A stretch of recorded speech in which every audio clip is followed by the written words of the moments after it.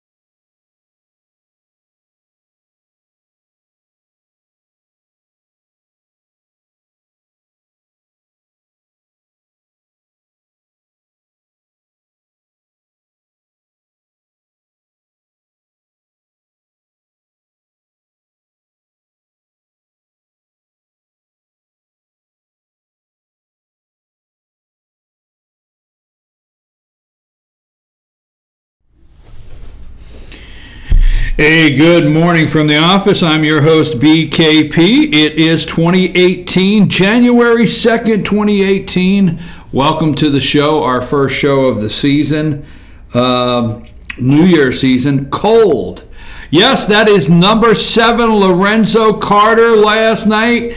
That is the hand that touched that field goal attempt by Oklahoma in the second overtime, deflected it. I think it's the third blocked kick of the year for the Georgia Bulldogs, and that kick, that blocked kick, that's not exactly what sent them or is sending them to the national championship game this coming Monday night in Atlanta, but that was a play. I tell you what, we're going to talk about that.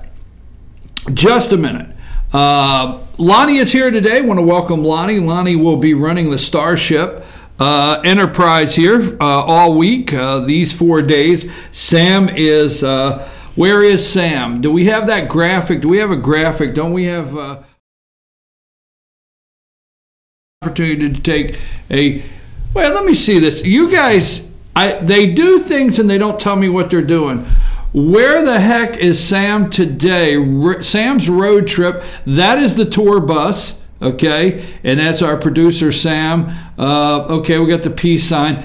Don't know who made this graphic, but Sam had an opportunity to fly out to Seattle and cross the country in a tour bus and send us pictures. Last night at obviously at close to 9 o'clock, I got a text message and was talking to her. She was in Nebraska. You got some pictures of Sam's trip.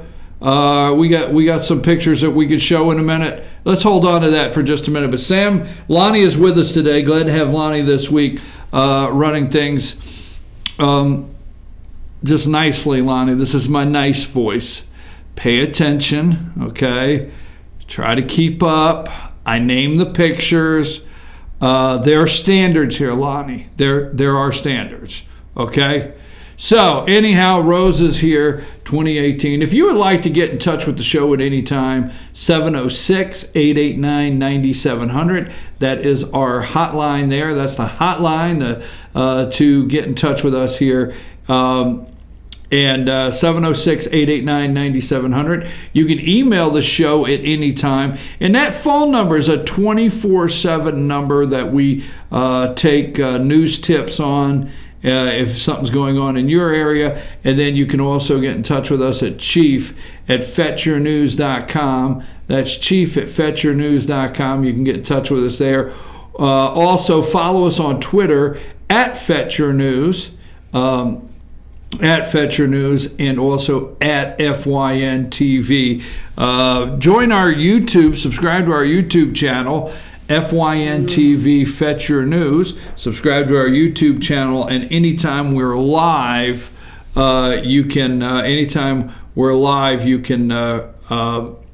will get a notification. All right, so yes, we know it's 2018. Got a lot of big things going here at FetchYourNews.com, FYN TV. Yes, we know that the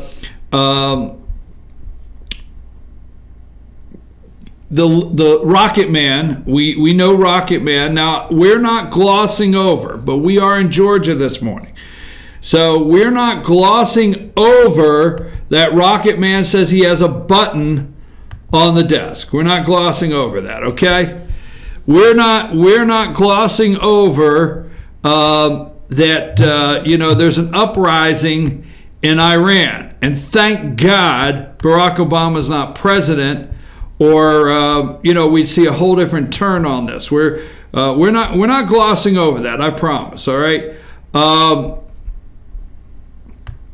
Did I send you the score, a picture of the score, Lonnie? Do you have a picture that has the actual score? You don't?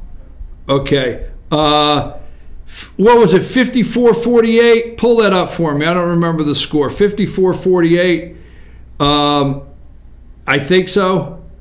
Let me know if you got that. 54-48. Okay, first time in Rose Bowl history first time in Rose Bowl history, there was an overtime, double overtime, Rose Bowl history, first time. I have a theory on the game. First of all, I'll put up my picture of Jake Fromm and Baker Mayfield. Baker will no longer be wearing an Oklahoma Sooners jersey. He's destined for the NFL. We hope Baker Mayfield does not kneel when he gets to the NFL. So you have Jake Fromm and Baker Mayfield there. Now, Georgia comes back from a 17-point deficit. Yes. Largest comeback in Rose Bowl history, 17 points. Largest comeback in Rose Bowl history. All right. We thought about getting Jason Banks on the line to talk about it, but we're going to take it easy. He is from Oklahoma. He was proudly wearing his Oklahoma Sooner hat last week on the show, so we thought we would back off just a little bit. Baker Mayfield, very good season, very good game, comes up short. Oklahoma Sooners, this is one of those games for me. I don't know how you feel. I'd like to know. Tell me, 706-889-9700. I'd like to know how you feel this morning. This is one of those games where, yes, Georgia's in the national championship, but the Oklahoma Sooner team last night, they may have looked a little cocky, and you were putting on social media, maybe now that grin that's on Baker Mayfield's face will come off. But to say all that, you had to leave last night saying the Oklahoma Sooners, there's a lot of respect for this team on the field. 2018 New Year's Day, they played the Georgia Bulldogs in the Rose Bowl. A lot of respect for these guys.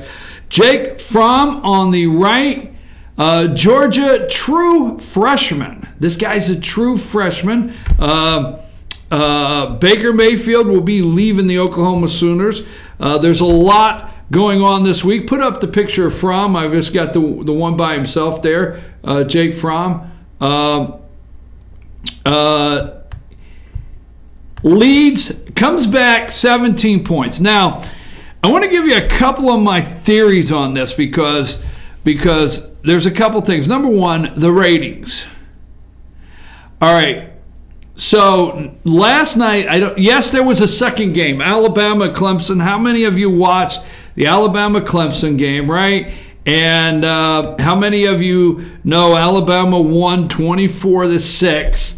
How many of you at halftime, you just had the feeling that Clemson could not play with Alabama? That Nick Saban, like him or not, had his team ready to play in the Sugar Bowl. And so, yes, Alabama, and that's not what we're going to focus on this morning, won 24-6.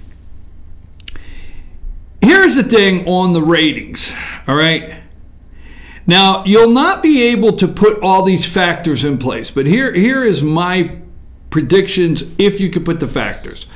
Number one, the Super Bowl in the NFL. All right, the Super Bowl in the NFL, it has become a party, okay?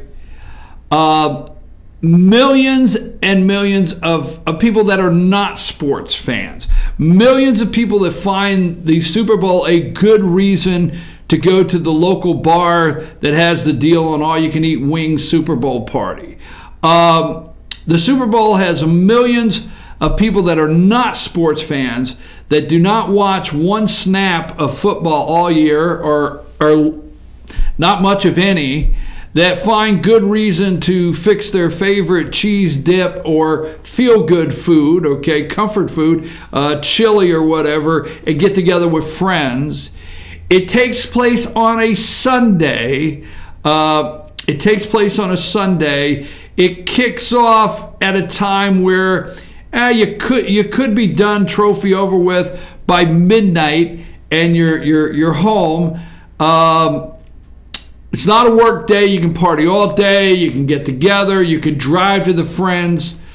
So if you take all the factors that the national championship will be played on a Monday night, okay, you're just getting home from work. The New Year's is over. You're just getting home from work. The odds are a lot of national championship games are watched in the living room, not with major parties, because a lot of people have to get up and go to work the next day. The fanfare behind it is not there with the parties. If you put all the factors, if the national championship could be played on a Sunday, if it was this coming Sunday, Georgia's playing Alabama.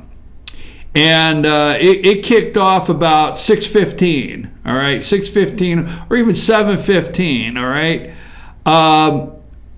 I think there's a possibility that this national championship game, the ratings will be higher than the Super Bowl. There's still a possibility that the ratings will be higher than the Super Bowl.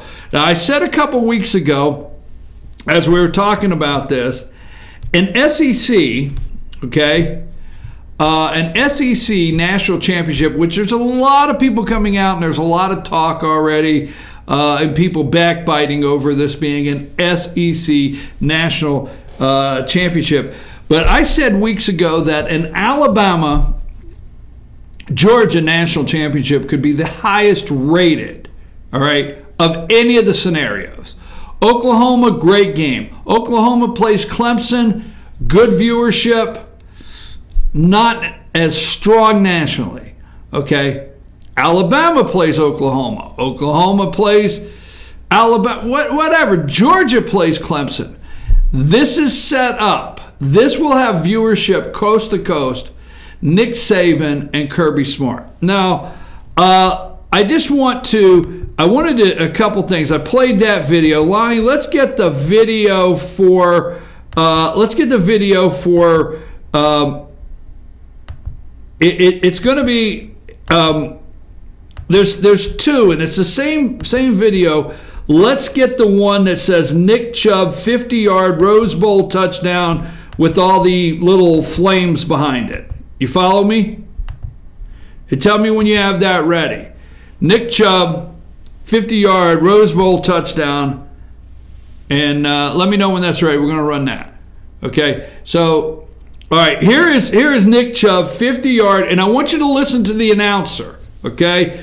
Because this is we're having a lot of fun this morning. Yes, we know that Trump is not going to send money to, I wonder if he'll say Pakistan, like Obama said, Pakistan. Pakistan, he's not going to send the money there. Yes, we know there's an uprising in Iran. We know that. Yes, we know DACA is on the list. We know that. Yes, we know California is a sanctuary city. We know a state. We know all that. We're going to get to that in a minute. So let's play Nick Chubb 50-yard Rose Bowl touchdown right now. Play that. Offense, it prides itself on running the football and wearing teams down up front in the second half. This is the 12th running play of this game for the Dogs, but they've had great success. Chubb not down yet. Churning and chugging to the end zone.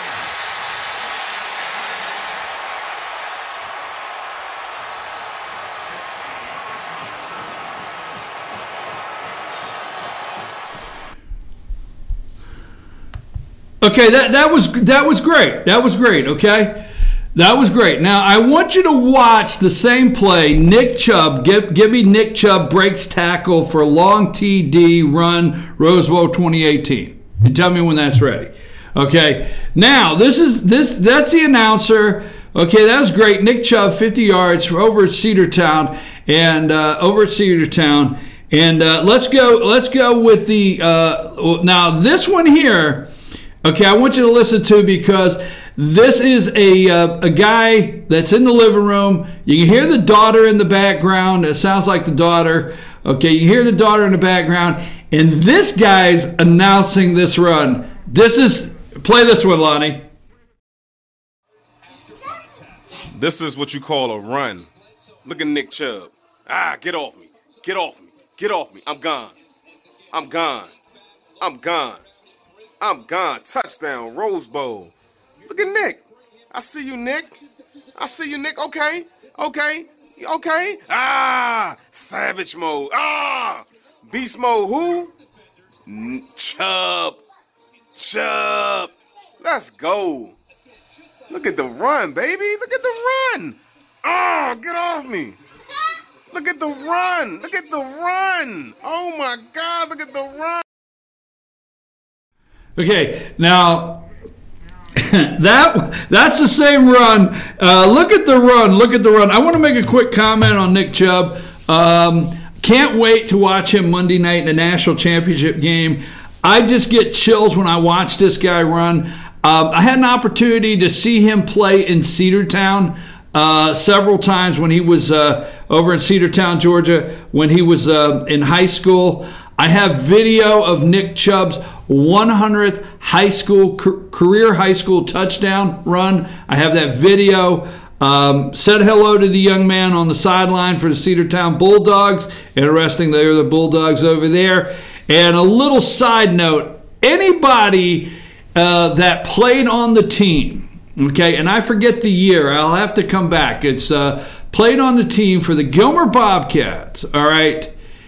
Gilmer Bobcats defense that played Cedartown. First of all, the Gilmer Bobcats beat Cedartown twice with Nick Chubb on the team. Okay, and the Gilmer Bobcats defense is the only defense in Nick Chubb's high school career, okay, that held him to under 100 yards. Under 100 yards. Only defense in his high school career. But I love watching that kid play. I know we all like to watch him play. Now, we're in 2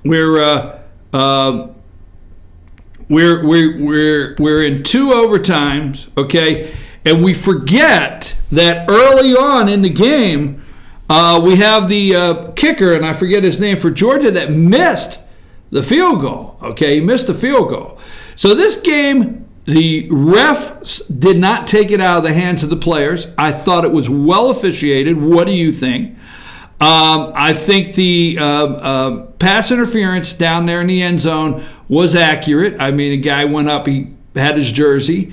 That's the only one that I really noticed made a little change in the game, but hey, that's the rules. I thought they let the guys play. There wasn't a yellow flag in the air every 5 seconds. If they could take this officiating crew to the national championship game, they didn't have offsides every other play. It was well called. It was a well-called game. And these guys, remember, there's only 2 turnovers in this game, okay? Only 2 turnovers. There's an interception, all right?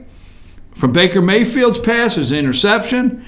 And then there's Michelle, right? That's how that's his last name, Michelle. What's his first name, Lonnie? Do you know his first name?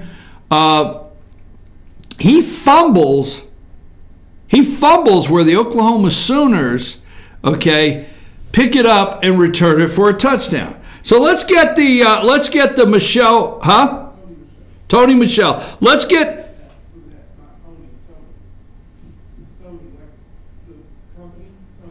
Oh, Sony, yeah, Sony Michelle, right, okay, Sony Michelle. Let's get that last video where you know which one I'm talking about. Tell me, we got 48-48. We're in the second overtime. Let's run that one.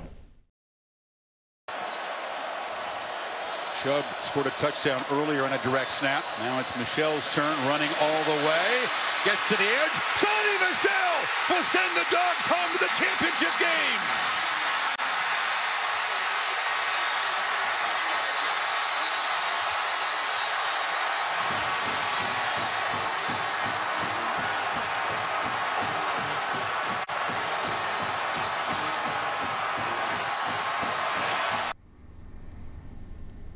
Sony Michelle, a direct snap. Earlier that night, there was a direct snap to Chubb. This guy, second overtime, okay, second overtime, direct snap, goes in, all right. Now, this is directly after, the Oklahoma Sooners, the block kick, Lorenzo Carter's block kick, no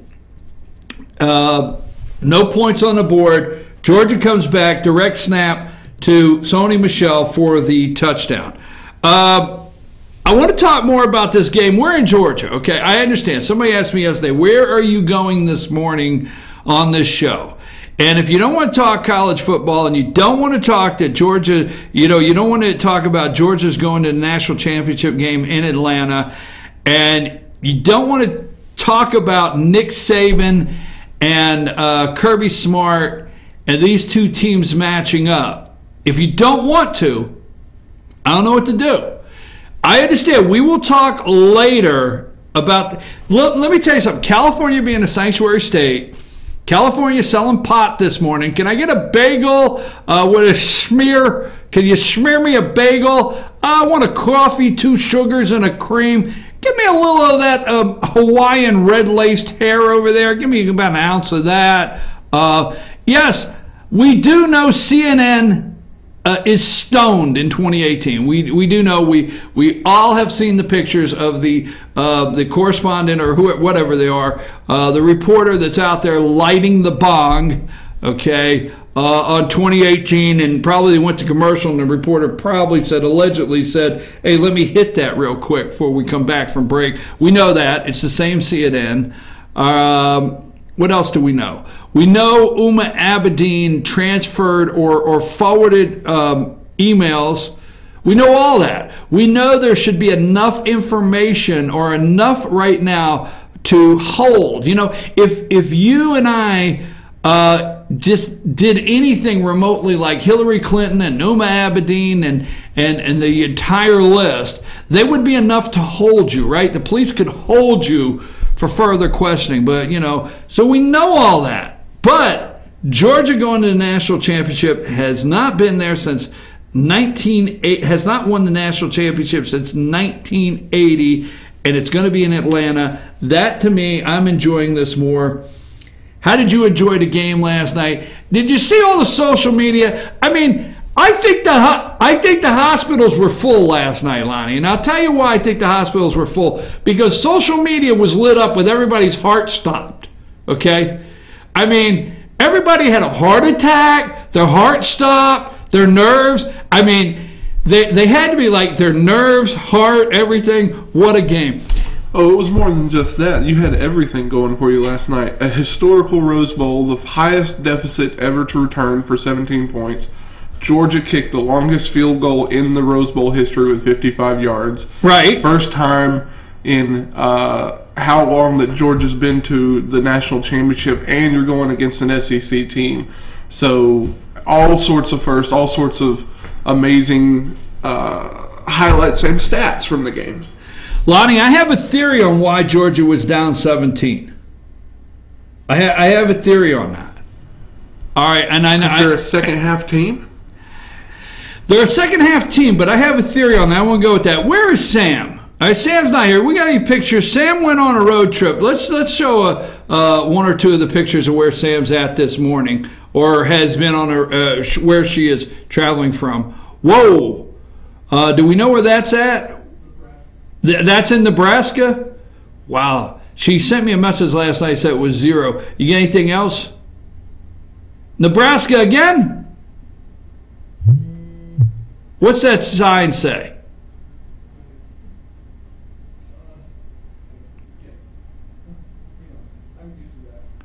I can't. Sam is our producer. Sam has got an opportunity to go to Seattle and travel back across the country on a tour bus. And I still can't see what the... That's Colorado. Oh, that's Colorado? She went through Colorado. All right. I told her when she left she was going to experience real cold. How cold was it at your house this morning, Rose? Or did Rose freeze to death over there? 8. What about you, Lonnie? I saw 11 on my way. 11? Where do you live? South Georgia? I mean, I had 6. 6 degrees. How cold is it at your house? I'm seeing 0 on some people. Lonnie, take us to break. When we come back, we're going to talk a little more Georgia football, but we are going to get into the bigger things. Sanctuary state. Really? Or could you like my bong, CNN? Boy, they've really elevated their game over there. Lonnie, take us to break.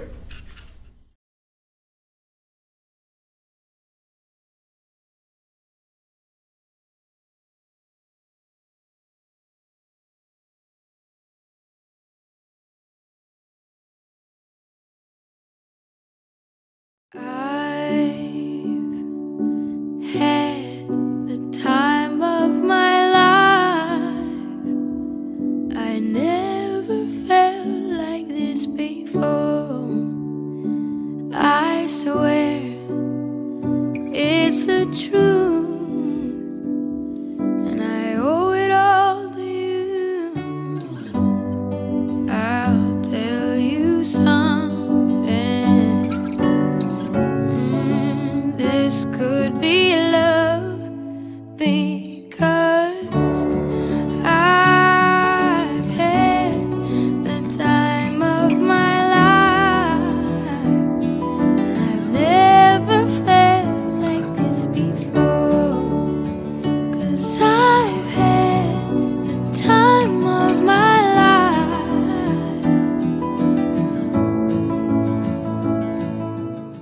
The Tupelo Tea mission is to provide over 80 premium tea blends for tea lovers who are looking for ways to explore new flavors and blends. Come visit Tupelo Tea, located in beautiful downtown Blue Ridge at Sycamore Crossing. Be sure to sample our various varieties of honey and tea. Visit us on the web at tupelotea.com or call us at 706-946-TEAS. That's TEAS. Tupelo Tea, located in beautiful downtown Blue Ridge. Better days ahead. 'Tis the season of huge year-end discounts at Days Chevrolet in Jasper. Every 2017 and 2018 Chevy is discounted deep right now. Like $5,000 off Equinox LT from $26,750, or a whopping $10,000 off new Silverado Crew Cabs from $33,695. Unwrap huge holiday savings on every Chevy at Days Chevrolet in Jasper, where we make the holidays bright. Better days ahead, Days Chevrolet. Find new roads. Ace is your helpful place for paint and home goods, tools, outdoor living, and lawn equipment. But did you know Ace Hardware of Blue Ridge is a little bit more? We have hunting rifles and accessories for your next hunting trip. We have Amish furniture imported directly from Ohio. And we have Ace Custom Woodworks for all your custom wood project needs, from cabinets to artwork. Ace Hardware of Blue Ridge. We have your new house in stock. Hi, I'm Rhonda the Mattress Lady, and this is my husband Gary, owners of Mattress Overstocked in Ellijay next to Walmart. And we want to earn your business. From the time you walk in our door to the time we deliver your new mattress to your door, you will see the difference. Our selection and prices are the best in North Georgia, and customer service is our top priority. So y'all come on in and let us help you find the right mattress at the right price. That's Mattress Overstocked in Ellijay next to Walmart. Kinty Artesian Silver and Gifts, the Peruvian shop, located in beautiful downtown Blue Ridge at Sycamore Crossing. Fine sterling silver, luxurious baby alpaca and exotic woods. A beautiful selection of exquisitely crafted gifts for all of your special occasions. Visit our website, artesiansilvergifts.com, or follow us on Twitter at Artesian Silver Gifts. Kinty Artesian Silver and Gifts, the Peruvian shop in downtown Blue Ridge.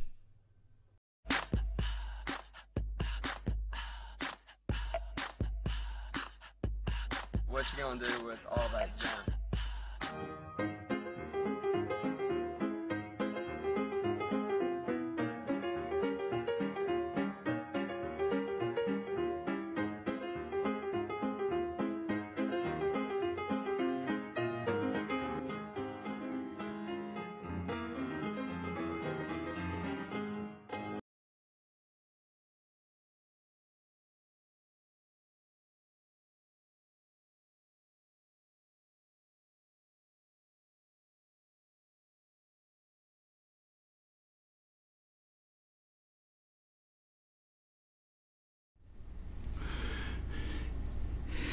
Good morning from the office. I'm your host, BKP, North Georgia's only live online morning show. Welcome to January 2nd, 2018. Now, I get asked all the time from different people, what direction are you going what direction are you going in today, or what are you going to talk about on the show? And really, I have some things set up throughout the day, and I do follow several stories, and I read several articles. And, some people out there do not, they do not believe that, we put too much emphasis on sports. And there's a side of me that agrees with that, if we paid as much attention to what's going on in our local counties, city, state, national, as we did, who scored the winning touchdown. There's some things we should pay attention to. But today, I'm sorry, folks, it is, we're in Georgia. It's cold. It's 6 degrees in North Georgia, okay? We have a Georgia Bulldog team that never quit this year. We have a second-year head coach, Kirby Smart, okay, that has he's the captain, the guide, the head coach of this team. He gets past the youngest coach. What is his name again? The guy. Put his picture up there. You got a picture of Kirby Smart and Lincoln Riley. Okay, so Kirby Smart, the head coach of the Bulldogs, and Lincoln Riley, the head coach of the Oklahoma Sooners, all right, are at the Rose Bowl, and they take the picture of the Rose Bowl trophy. Okay, you got that picture, Lonnie? All right, they take the picture of the Rose Bowl trophy before the game, and Lincoln Riley, I want to give him credit. Youngest, my understanding last night watching the game, youngest head coach in college today, this guy is. The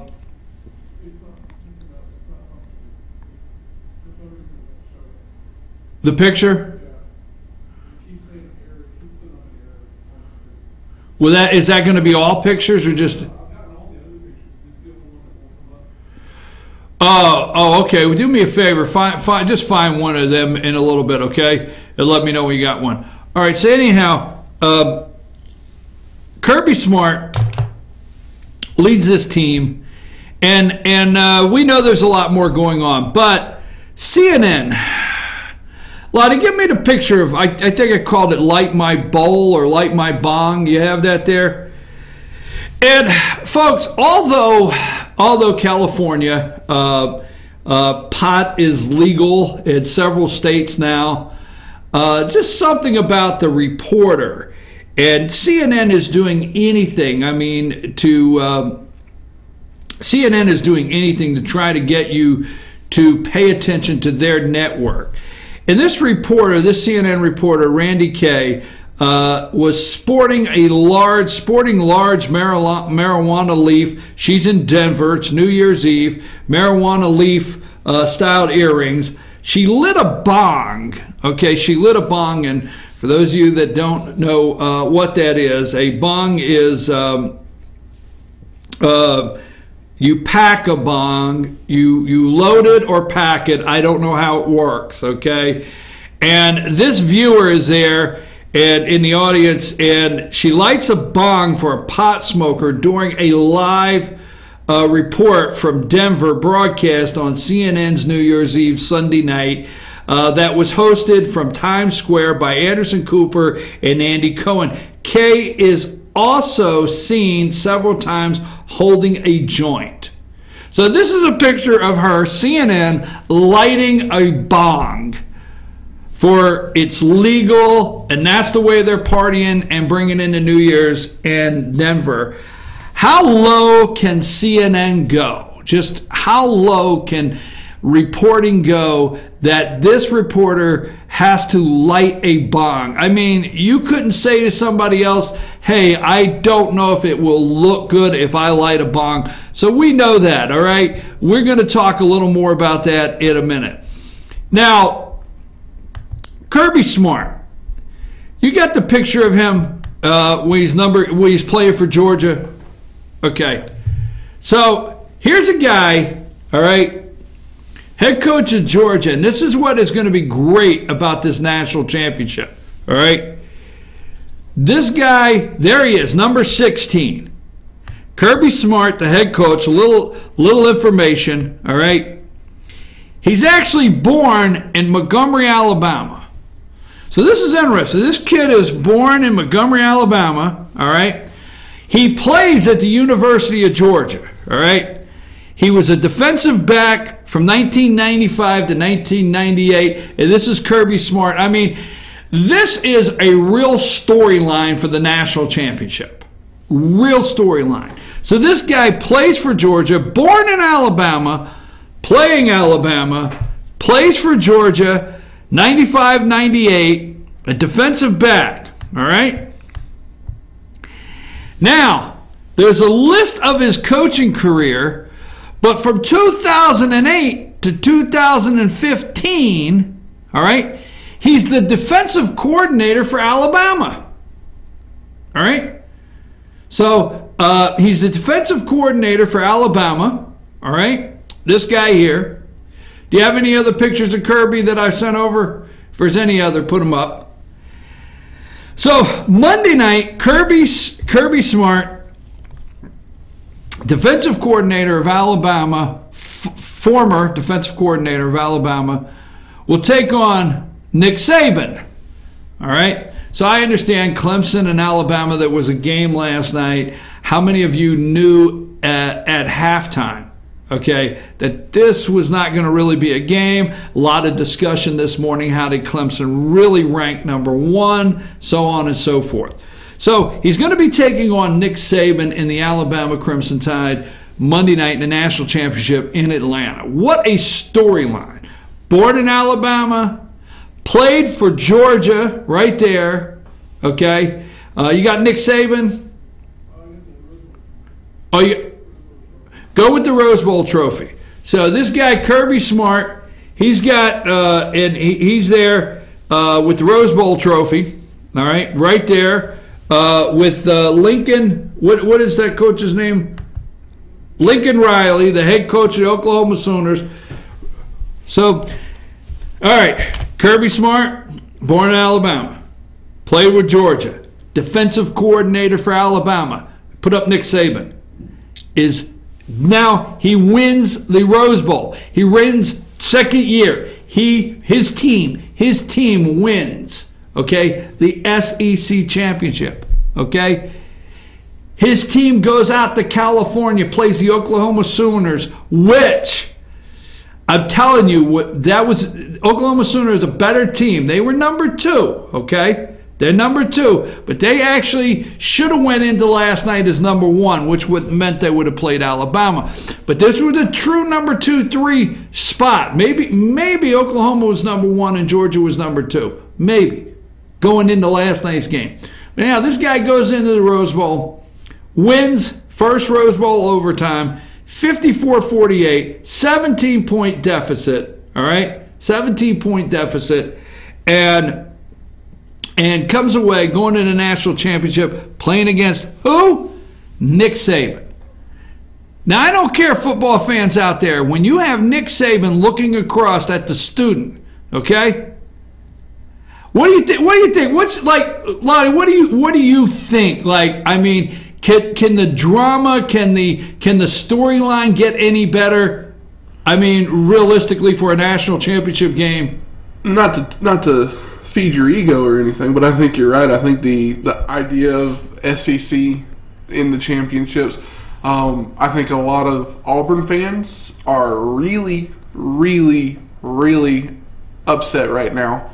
Auburn beat both of these teams, and they are both in the national championship game. But other than that, yeah, I think your storyline that you look at, I'm a Georgia Tech fan. I'm a Yellow Jacket, but I will be rooting for Georgia this year in the championship game.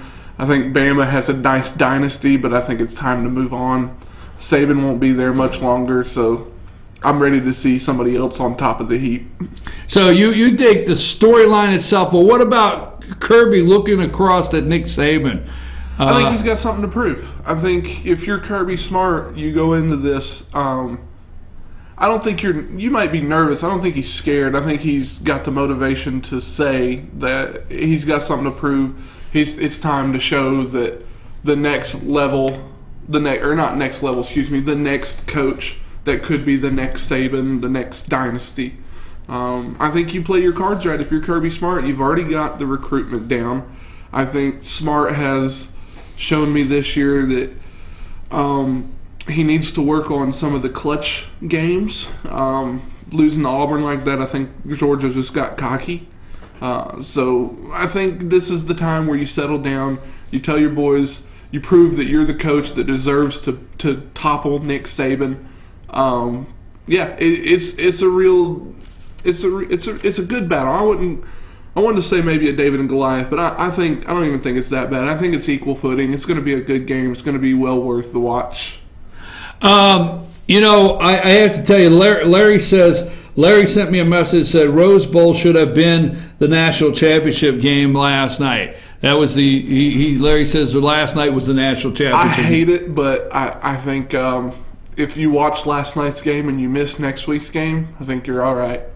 You're all right? I think last night was the big one that everybody's going to be talking about, no matter who wins. I know I've watched a lot of World Series, a lot of college football, a lot of Super Bowls, and you start getting the social media going crazy with best game ever, okay? I'm watching one right after another, Lonnie. Best game ever. Never seen a game like this. And I must agree. I mean, Lisa looked at me last night. She said, I think this is the best football game I've ever watched. I mean, the excitement, nonstop. Now, I have one more, and we're gonna stop talking football, but I just wanted to put it together. Kirby Smart, kid born in Alabama, played for Georgia. This is an awesome story. Played for Georgia. Defensive coordinator from 08 to 15 for this guy right here, Nick Saban. Now Alabama, an SEC championship game. Now Alabama's going to travel over to Atlanta. Georgia basically has a home game, right, Lonnie? I mean, they basically have a home game. They've already played at the Mercedes Dome, right? I think you have the home field. I don't think you have a home game because... Well, I could be wrong. I think you're going to have just as many people from Alabama. You're so close.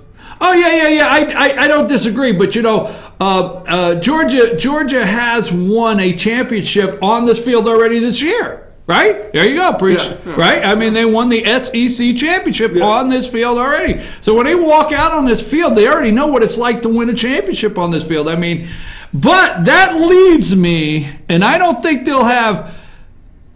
their confidence will be too high, but that leads me to, I know what you're going to say, that there's never been a coach that wanted to be down 17. I understand that. I don't think you would ever. Now, listen to my crazy theory, Lonnie, okay? This is absolutely crazy, but I want to know what you think. There's no coach that wants to be down 17. You want to open up you want to strike first, open up, get the touchdown, 2 plays in the game, set the momentum, and never lose it. But these are kids. These are kids, and emotions run high. This is not the NFL.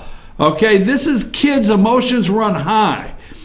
Kirby Smart, if you watch the games, all right, last night they said Georgia has dominated third quarters, okay? They have actually dominated third quarters. They have become known to be a third quarter team. You with me, Lonnie? So you got Baker Mayfield and number 24. You've got several people on the Oklahoma sideline that are feeling a little too good about themselves going into halftime.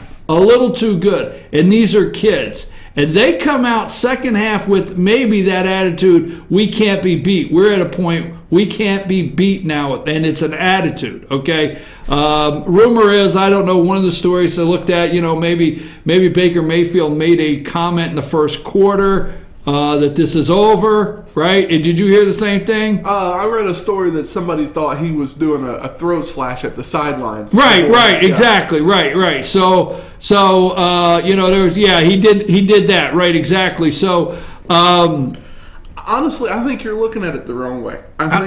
Tell me. I think the game, you sit here and I'll make 2 points of this because when I played football, I was always a defensive tackle, so I like the defensive games. But I think you're focusing too much on Oklahoma. Yeah, sure, maybe they got cocky and they thought they had it in the bag, but from the standpoint of next week's game, let's look at the team who won 26 or 23 or 20 some odd to 6. who's cocky, who always wins championships, thinks, okay, no big deal. And let's look at the team who came out in their Rose Bowl, got smacked in the mouth, came back from 17 points, realized that this ain't easy. You got to fight for every inch. And they're going to come in the next week. They're going to be hungry. They're going to realize how much they have to work for it. They're going to realize how much they had to work for it for Oklahoma. And I think they're going to realize this guy and how much of an impact Lorenzo made.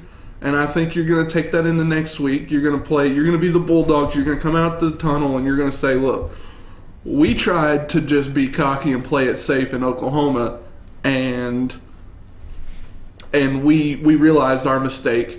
We had some good stuff. You had the longest Rose Bowl field goal. You had the longest or largest deficit comeback. You had a Georgia record set for running yards by both Nick Chubb and Sony Michel.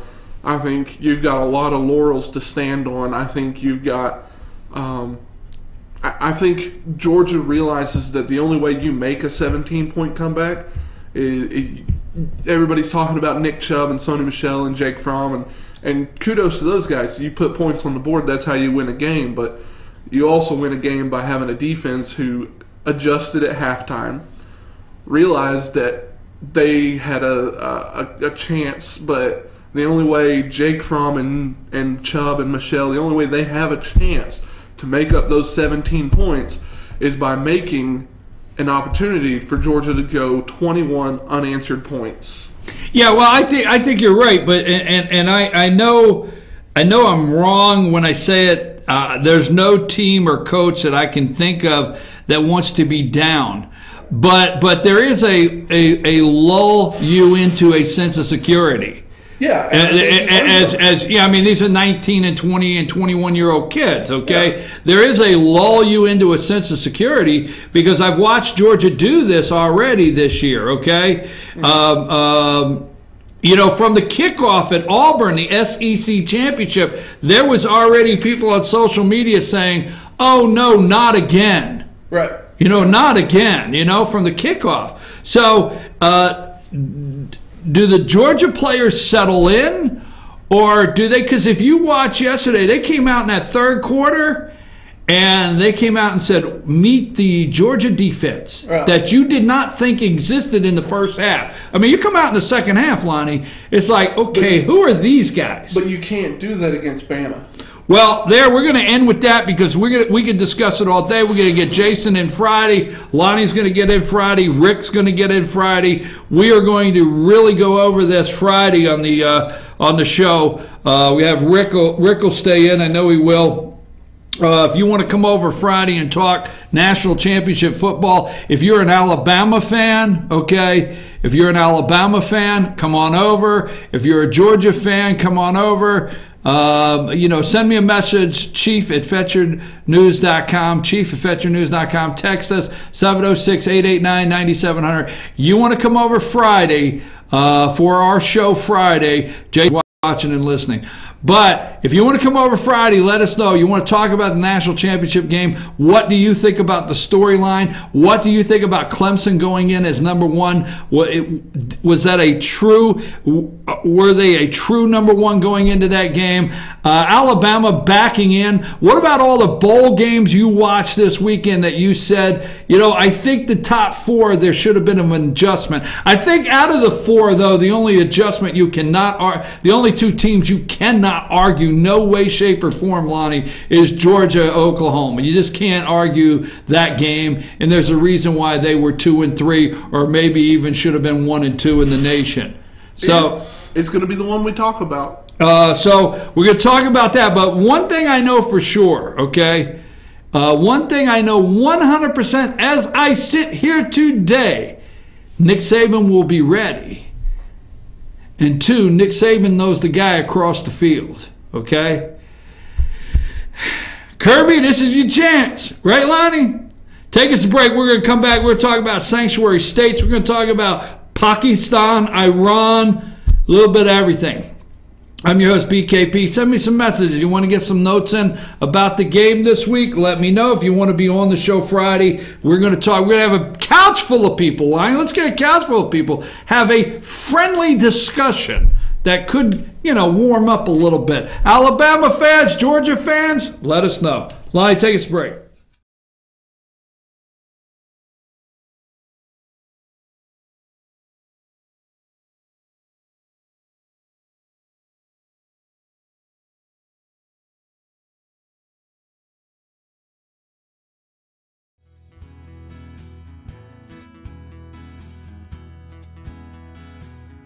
Hello, my name is Chad Watkins. I'm the manager at Larry's Body Shop.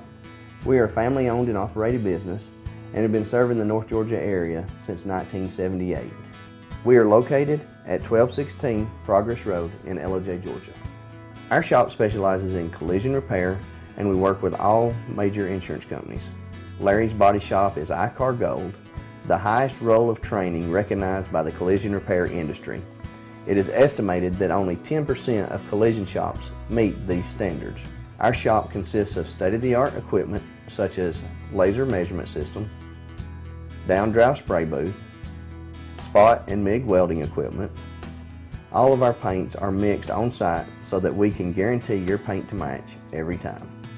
I know that having an accident can be a stressful event. We take pride in making sure our customers are satisfied with the repair of their vehicles. Our waiting area is clean and comfortable with free Wi-Fi and refreshing beverages. So if you're in an accident, stop by and see us at Larry's Body Shop.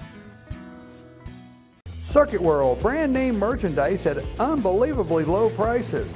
Furniture, appliances, and electronics. Circuit World is locally owned and operated, serving the tri-state area. Circuit World has highly trained professionals to help. Visit your hometown Circuit World today. 3 locations in Georgia: Ellijay, Blue Ridge, and Blairsville, Franklin, and Murphy, North Carolina. No credit checks, so let Circuit World deliver to you today.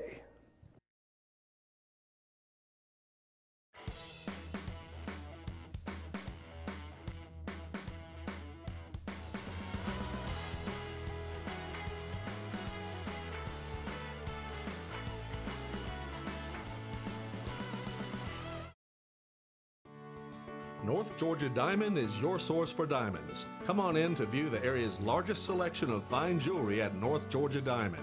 All repairs and designs are done on-site by our jewelers. And North Georgia Diamond has the lowest prices on loose diamonds.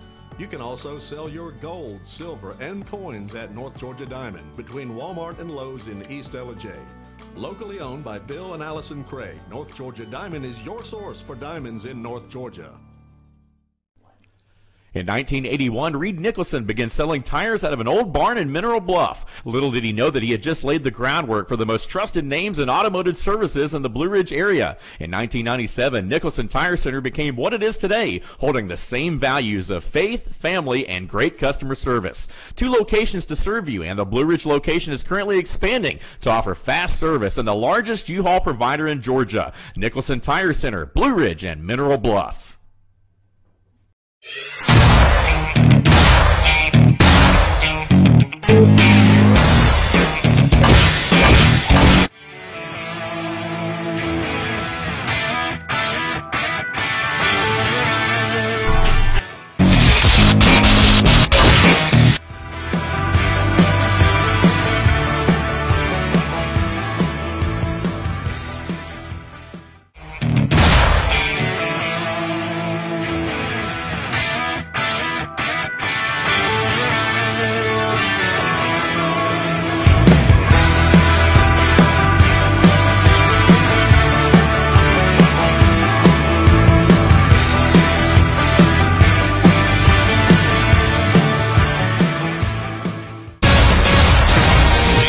Schottenkirk Ford in Jasper. Highway 515 South, Jasper. SchottenkirkFordJasper.com.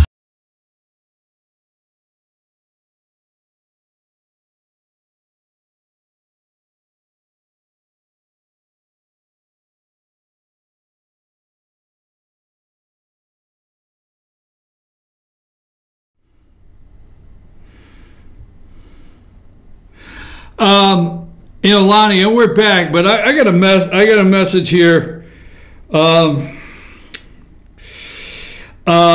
This is cold. I mean, come on, don't treat a guy like this. I think we should have a Boswell T-shirt retirement party on Friday. Ooh, that's cold. You don't know who Sorry, folks. Sam would even know who Boswell was, Lonnie. I know several Boswells. Okay, well, Jason, there's been a request. I'm your host, BKP. Jason Banks is the director of Team FYN Sports. We hope he's doing well today. He's in recovery. He's an Oklahoma Sooner fan. Jason is from Oklahoma. Great guy, head of Team FYN Sports. Great guy, but he wore the Boz T-shirt Friday on the show. Okay? He wore the Boz T-shirt, and he was wearing the Oklahoma Sooner hat. And one of our viewers wants to have the Boswell T-shirt retirement party on Friday. That was pretty cold. I'm your host, BKP. Now I want to know, since he has the Boswell, he had Oklahoma and everything, is he going to root for Georgia in the championship? Yeah, he lives. No, he is. He said on the show, Jason Banks, director of Team FYN Sports, he said on the show Friday, he is from. He is from Oklahoma, so obviously that's where his heart is. Growing up a college football fan, and but he's been in Georgia for years. He's been to Athens several times, and he's already said he's not going to have a problem rooting for Georgia. But I will say anyhow, Friday.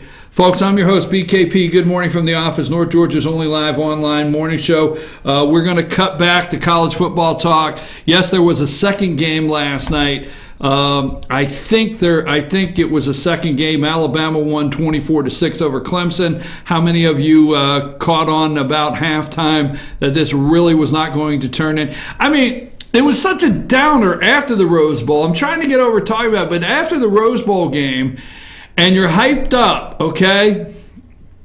The Alabama-Clemson game was a real downer. I mean, 24-6. It was boring. I mean, it was good football, but still yet, all right? I'm your host, BKP. Good morning from the office. We're North Georgia's only live online morning show. Sam is on road trip. Sam got an opportunity to go out to our producer. Sam got an opportunity to go out to Seattle and take a tour bus on the way back. Should I explain the tour bus? Because there may be the picture that she's on one of those senior citizen trips, right, Lonnie? That would be wrong, right? Sam's on. So she had an opportunity to come back on a tour bus with a family member, so we'll leave it at that. But we had a picture of her. Where is Sam? You got our graphic. We're going to be looking this week. Yeah. Sam is Lonnie's running the Star Enterprise this morning. There's Sam, and she's on the road trip, and she's in Colorado. She went through Colorado. She went through Nebraska. How many picks do you have? A couple Nebraska, Colorado. Is that it? No, I got more. Hang on. You got more? What's that? -5 or 5. What? Is that Sam? That's Sam, yeah. And she's got, I can't see that. Okay, where's she at there? Did she tell you where she's at there? She did. Hang on one second. What else you got there? Cross country. Good for her. That's her watching the game. Oh, she's watching the game in the tour bus? Yeah. Okay. Ooh, where's that at? Let me do this instead. Lonnie, she had...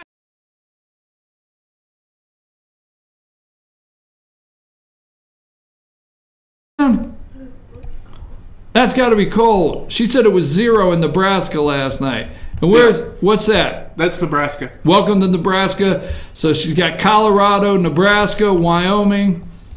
Wyoming or Wyoming? Wyoming. Wyoming, You gotta right? add the G. Yeah, you do get the G on that one? Yeah. Okay. Well, I've had to practice Illinois, Yeah. and stuff like that. Okay, Sam.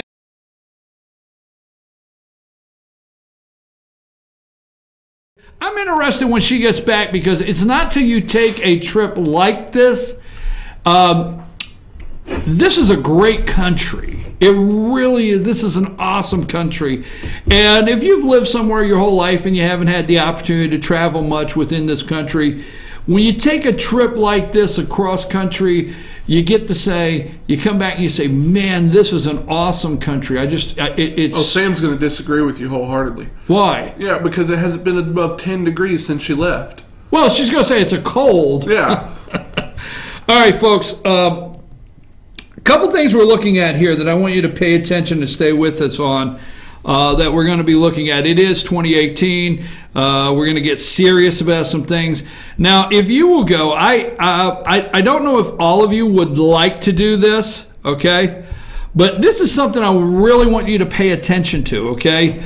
Because there's some big implications. There's some big things that could come out of this that are good and are concerns. And that's called the House Rural Development Council. Now, what is that? Georgia, another thing here we're going to talk about. I understand Pakistan. I understand you've waited your whole life for a president that would tell Pakistan, go to hell, get your act together, quit harboring terrorists that kill our men and women, and we'll think about sending you $255 million in aid. All right, I understand that, okay? But it's 2018. They are back to work, sadly to report. Our legislators are back at it. They're up there in Washington, D.C. Did you notice, like from Christmas all the way through New Year's, that the media could not manufacture the hype it wanted to manufacture? They could not manufacture DACA. Okay, they could not manufacture Obamacare. They could not manufacture the news. They would hope that you would watch and follow all the way through Christmas, right from the Tax Reform Act, the Tax Reform Job Act that the President of the United States signed before he went to Mar-a-Lago. Okay, if they could not manufacture these crises that they like to report in the last 10 days, who is driving the crises ship when they get back to work? Are you listening all over? Oh, they've got to deal with DACA. No wall, no amnesty, no dreamer. Dreamers can, just wish upon a star if there's no money for the wall. So we know all that. Here's the other thing that's going on I want you to pay attention to. It's very important, okay? And if you would like to help me here in 2018, pay attention to legislation, all right? But every state, no matter where you're at right now, every state in the United States, your state legislators are getting ready to go back to work, okay? In Georgia, that is Monday, January 8th. Now, the Speaker of the House, David Ralston, said that he will not be there Tuesday, January 9th. He'll be celebrating the Bulldogs National Championship, okay? He did make that little reference in a video I watched. So he'll be enjoying the Georgia Bulldogs National Championship Tuesday the 9th. But your Georgia legislators go back to work under the Gold Dome, okay, this coming Monday, all right, the 8th, January 8th. So one thing I want to encourage you this year, in January of this year, because we're going to see the 2018 election cycle, all right? And there's a couple things you want to pay attention to between the Virginia, okay, Georgia, all right? You have Hunter Hill, that is a candidate for governor, that retired his position as a state senator out of Marietta, so he could continue to run for governor while the House is in session, or Congress or the state is in session, and could continue to raise money. All right? Guess what? That seat went to a Democrat in the special election. So 2018 is important on so many levels that you have to pay attention to. Number one, you have obviously your local elections, but you have the state elections. And I don't mean for governor. We have governor, lieutenant governor, secretary of state. We have so many positions statewide that we have to pay attention to. Insurance commissioner, so on and so forth. Thank God Ralph Hunge is no longer going to be insurance commissioner. So we have that to pay attention to on the statewide races. But all of your states out there, 2018 election, the Democrats want back, or they want some ground in the state houses. Okay, they've lost the presidency.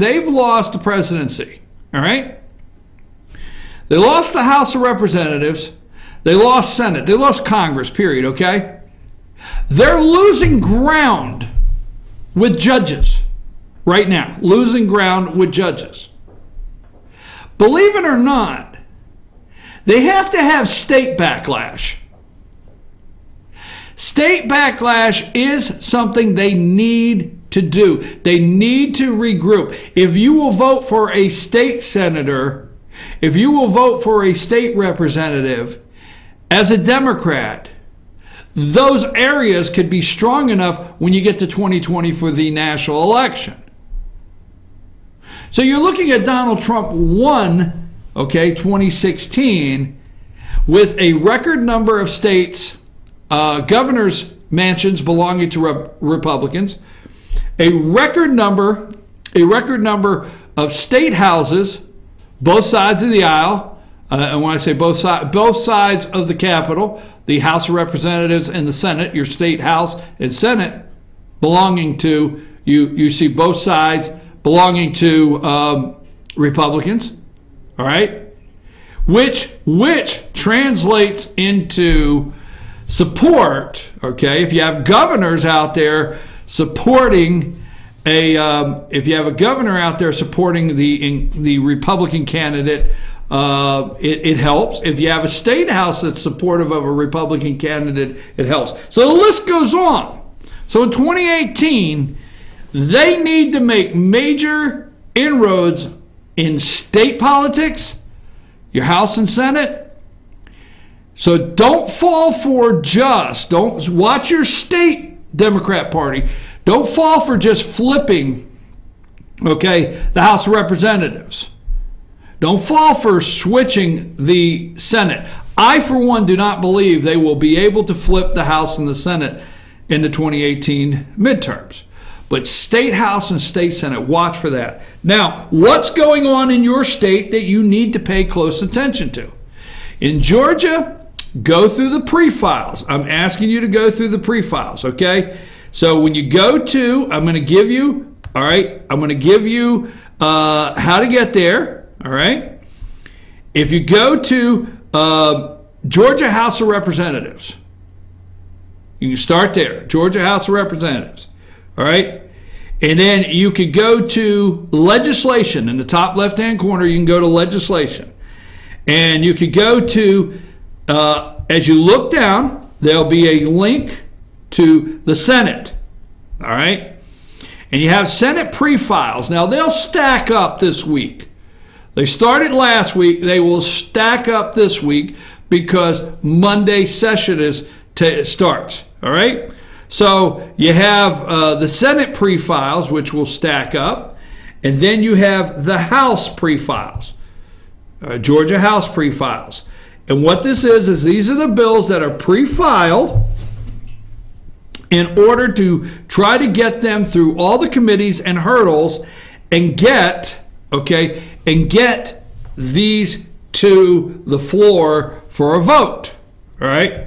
So you got your House and you got your Senate. They will stack up this week. You'll watch pre-files. That's where you keep an eye on the House and Senate legislation that's being considered in this session of the state. Now, the one thing I want you to, because you're going to start seeing legislation pile up, and there's a little bit of the reason you see it in the last week is maybe so you don't keep a close eye on. But there's one particular area I want you to pay attention to. It's called the House Rural Development Council. All right. Now, last year, the Speaker of the House, David Ralston, We have heard over, if you're in Georgia, you understand what the two Georgias mean. Okay, there are two Georgias. There's Atlanta and there's the rest of the state. Okay, and Speaker Ralston, being from North Georgia, Gilmer and Fannin County, and a portion of Dawson County that he covers, he has heard that over and over from myself, from you, if you're in North Georgia, all around the state. Other representatives have come to Speaker Ralston and say, you know, we need to address the two Georgia, Atlanta and the rest of the state. Okay?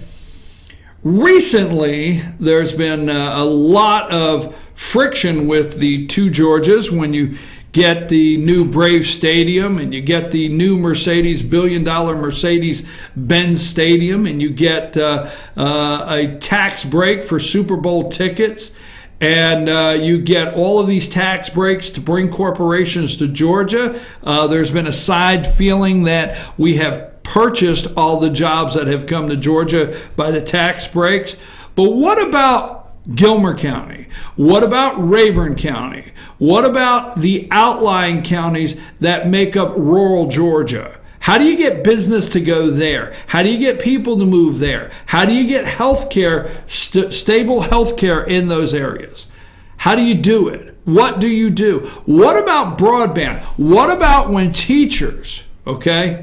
Now think about this, because we're gonna dig deeper on this, and I'll tell you why. Think about when teachers are now giving assignments by email. Oh yeah. I mean, we will have to, in the next several years, I'm not going to change direction, but we have to change the need for these brick and mortar. It's interesting that we feel we need to build enormous multi-million-dollar brick and mortar facilities, okay, for education. At the same time, now stop and think, at the same time, the private sector, okay, is cutting back brick and mortar. Now don't take that wrong. Well, you're going to call our children and our education Best Buy, or you're going to call them Sears? No. I'm not doing that. But just think about brick and mortar, okay? If you'll take, just in Georgia, take in your state, the multi-millions of dollars. I say multi. I mean, you have new schools that are going up that are in the millions of dollars, okay? And we do not resemble the classroom needs that we had 20 years ago. There was 25 years ago, there was a need for these box rooms with chalkboards and desks. There was a need for that kind of brick and mortar. But that is a thing of the past. So I think it's interesting that schools continue to need. Now watch what will happen. This is not teachers. You will never, three times, turn this show on and have me discuss teachers in a negative way, unless they're not doing their job. But, okay, you'll never have that. This has nothing to do with the teachers. But pay attention in your state with why you are being told that you have to have these enormous brick and mortar, okay? Now, don't you think it's interesting that you have online degrees? You could take an online course from a university at home and never step foot in the university. Okay? Now you're going to say, well, wait a minute, I don't want to go to correspondence school, this is not a school, and some of you, I'm going to lose you, but it's generational. This is not a school that I signed up that was on the back of a Matchbox cover that I filled my name out and they sent me a test, and I'm now a notary public because I was able to pass the test. No. We have educational systems, higher levels of learning, that you can complete courses, complete your classes that are not brick and mortar. Now, the reason I'm going there is you will continually be told in these universities, state university, drive through one of these state university towns. They have created cities, okay? Self-sustained. They love self-sustained. Cities. Enormous dormitories. Well, you don't want to lose the college experience. Do you realize how many kids would never have to leave home? Oh my God, mom and dad just freaked out. But you realize how many kids would never have to go anywhere, and the money that would not have to be spent, that you actually, in 2018, could get your education online through virtual, telecommunication of lectures. You could have studios with professors lecturing 100,000 people online, and you're in class. But no, if you take the physical dollars for the brick and mortar out of schools and actually spend it on the kids, just saying, pay attention. Okay, so how did I get off on that? Because these schools in the rural communities continue to build enormous, what I would call, junior college kind of campuses. All right. So, anyhow, the House Rural Development Council, all right, Speaker Ralston put that into place, all right, put that into place. So he created this council last year. You have to do it through the House. You have to vote on it to create a committee. And they created this, and they went to several. And if you go to the Georgia House of Representatives, all right, and you click on the House Rural Development Council, you will see Terry England as the co-chair, Jay Powell as the co-chair. You'll see all the members. You'll see the meetings. The final meeting where they voted on everything was in Milledgeville, December 13th. Okay, you will see that. Warm Springs, that meeting was November 29th. The Albany, Georgia meeting, all right, November 8th and 9th. Waycross, Georgia. Metter, Georgia, it was on healthcare, all right. Dalton, Ellijay, Bainbridge, Thomasville, Toccoa, and Tifton. These were all meetings that they had throughout the state in rural areas to discuss bringing business to the area, infrastructure, healthcare, broadband, and so I want to focus on two things. I want to take a break. I want to come back and I want to talk about broadband in these areas, all right? And also what they discussed as far as hospitals. Now, in 2018, rural hospitals, because we experienced it right here, you should pay attention to this because I don't know what your state has, but I'm pretty sure your state follows suit with what's called a certificate of need, all right? And obviously the government, the state says, is there a need for a hospital? Do you have a certain amount of population, 85,000, all right, or whatever? What is the base? Do you have enough customers for a hospital? Now, I, for one, think, well, okay, it may be foolish, but I, for one, think if you can get 5 investors together and you go down here and you buy a piece of property and you got all the utilities and you build the building and call it a hospital and meet the requirements of a hospital, with the whatever you have to have other than a certificate of need, and then if people don't come in and pay their bill, then you close because you went broke. But no, the government wants to run our health care. So certificate of need and micro hospitals. And we'll talk about that and broadband when I come back in the state of Georgia. Take us a break, Lonnie.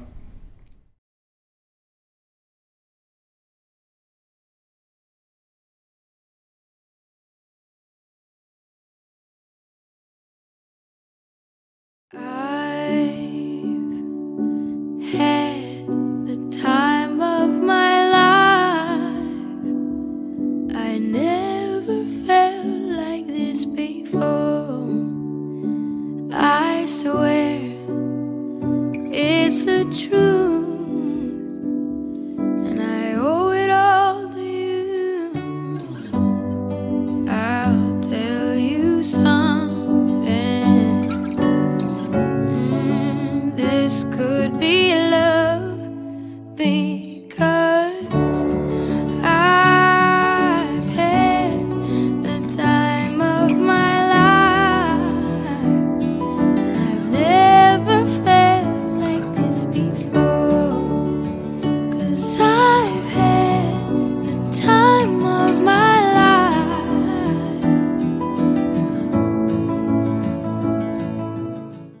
Tupelo Tea mission is to provide over 80 premium tea blends for tea lovers who are looking for ways to explore new flavors and blends. Come visit Tupelo Tea, located in beautiful downtown Blue Ridge at Sycamore Crossing. Be sure to sample our various varieties of honey and tea.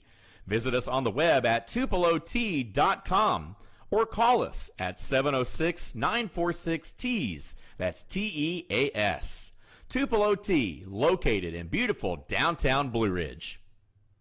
Better days ahead. 'Tis the season of huge year-end discounts at Days Chevrolet in Jasper. Every 2017 and 2018 Chevy is discounted deep right now. Like $5,000 off Equinox LT from $26,750, or a whopping $10,000 off new Silverado Crew Cabs from $33,695. Unwrap huge holiday savings on every Chevy at Days Chevrolet in Jasper, where we make the holidays bright.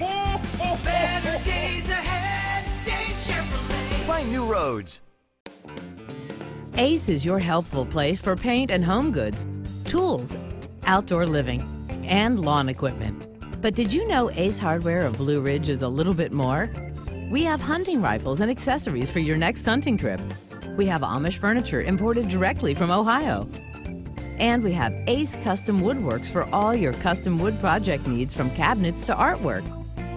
Ace Hardware of Blue Ridge. We have your new house in stock. Hi, I'm Rhonda the Mattress Lady, and this is my husband Gary, owners of Mattress Overstocked in Ella next to Walmart. And we want to earn your business. From the time you walk in our door to the time we deliver your new mattress to your door, you will see the difference. Our selection and prices are the best in North Georgia, and customer service is our top priority. So y'all come on in and let us help you find the right mattress at the right price. That's Mattress Overstocked in Ella next to Walmart.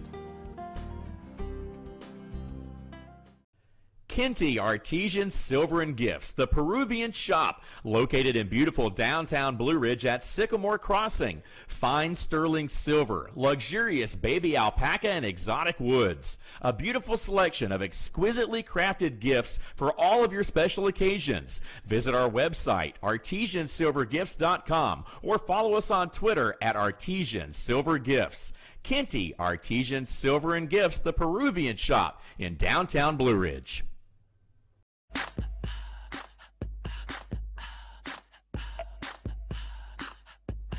What you gonna do with all that junk?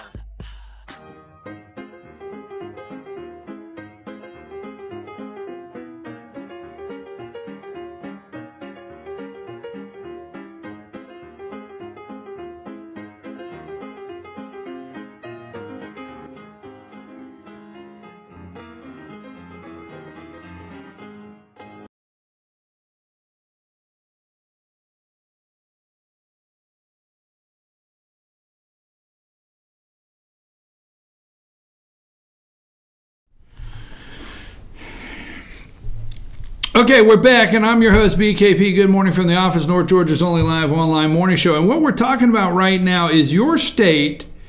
Your state is getting ready to go. Now, you're getting ready to go back into session, wherever you're at. And we do know Illinois will not be able to pay the bills. Okay, they've gone from the 5th most populous state in the United States in the Union to number 6. The taxpayers are leaving. We know there will be states this year where collapse has to take place. We've talked about that. Okay, but you have heard so much about net neutrality. Okay, all right. You have heard net neutrality for the past month. Now, the reason I bring this up, because we are in Georgia, obviously, and the Speaker of the House, David Ralston, put together the House Rural Development Council. And what the House Rural Development Council was supposed to do was go all through the state and hear the needs, all right? So I know how I got off the direction on schools a minute ago. So we have here in 2018, we don't have the age of textbooks. We have the age of, iPads and, different pads. We don't have the age of, returning your books at the end of the year. There's not quite the problem of everybody return their books. I mean, you can actually almost do every single class online. We're in an age that takes, that teachers the good teachers are gravitating. Now listen, I'm so tired of hearing education. Let me tell you why it's not anti. Because every time a politician tells you that they are in favor of education, helping education, and do what they can to educate our kids, hold them to their words by saying, hey, something has to happen in some of the rural areas. This is all across America. Now, obviously, can we reach the dream of everybody having fiber optic run to their door and have upload and download speeds that are so awesome? I don't know that we can do that. We can make the attempt. But here in Georgia, when you are looking at South Georgia, North Georgia areas where teachers now are sending homework assignments by email, okay? Or Google has done, and I can't get into it, but they have done packages for schools, okay?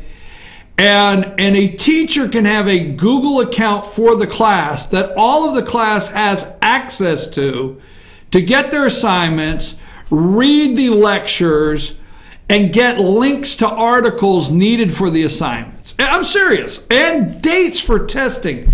This is where we're at. But rural Georgia, there's a lot of places, you know, when I say rural Georgia, we're in North Georgia, Fannin and Gilmer, and you're going to say, well, Gilmer County has awesome schools and Fannin has great schools. Okay, we understand that, all right? But you're going to tell me, no matter what you tell me about the Fannin County schools, I'm going to go to Fannin County, all right?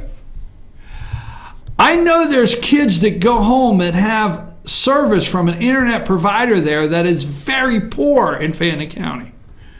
Very poor service, all right? If they have to watch an instructional video, very poor service, all right? So the teachers, to bring good teachers in, and this sounds negative to the teachers that are there, teachers want to go where the technology, they can utilize the technology and be able to teach in this century, okay? Not textbooks. All right. That being said, internet broadband.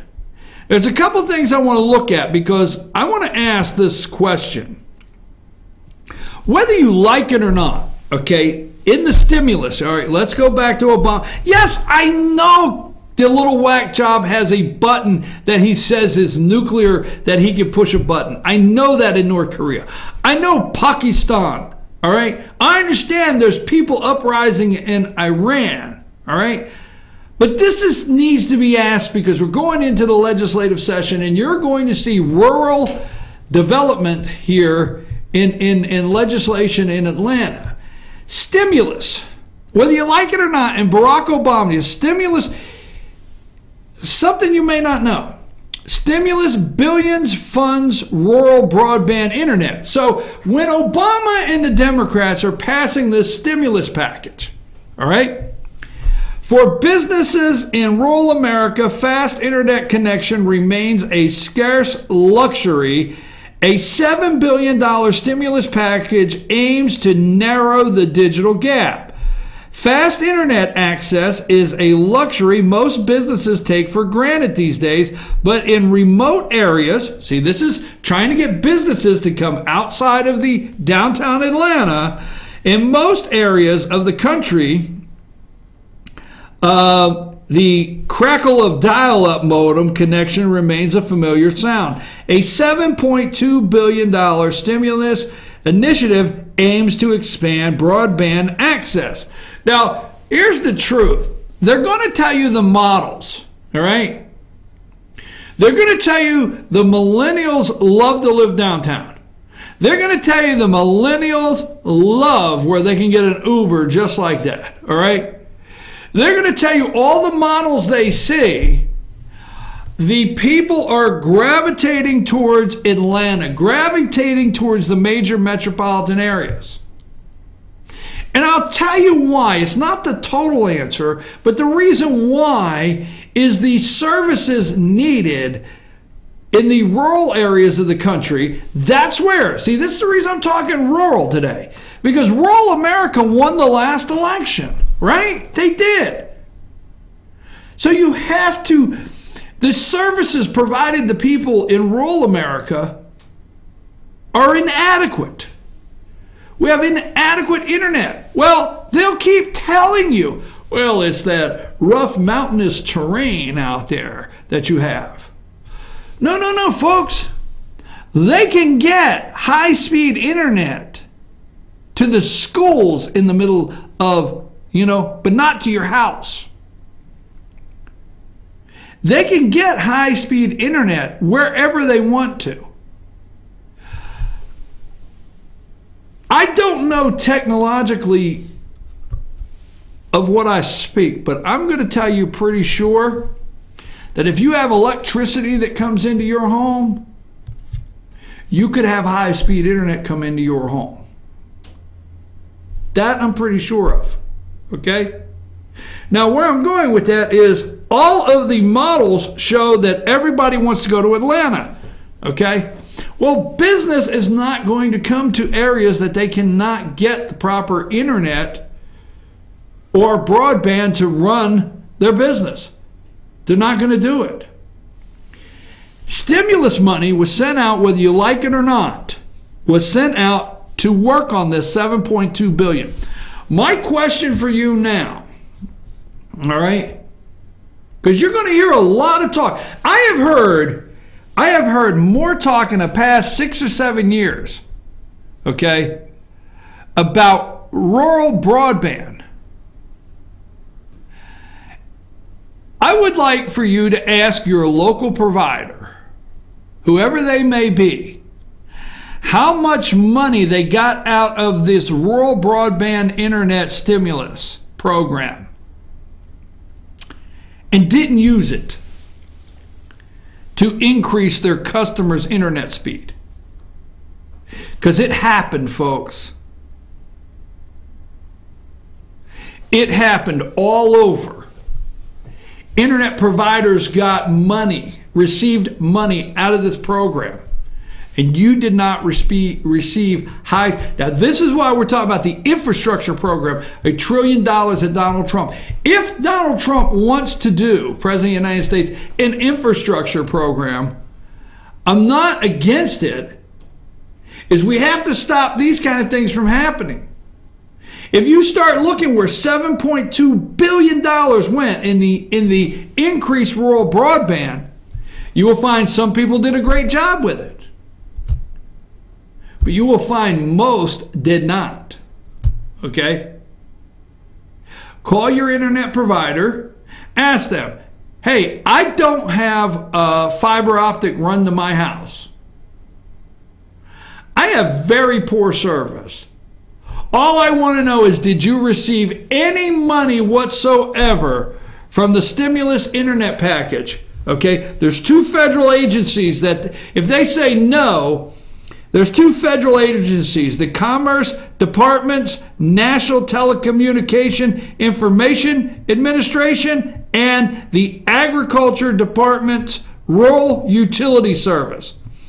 Each landed billions of dollars from the Recovery Act to fund new broadband infrastructure projects. Okay? And this goes back to 2009.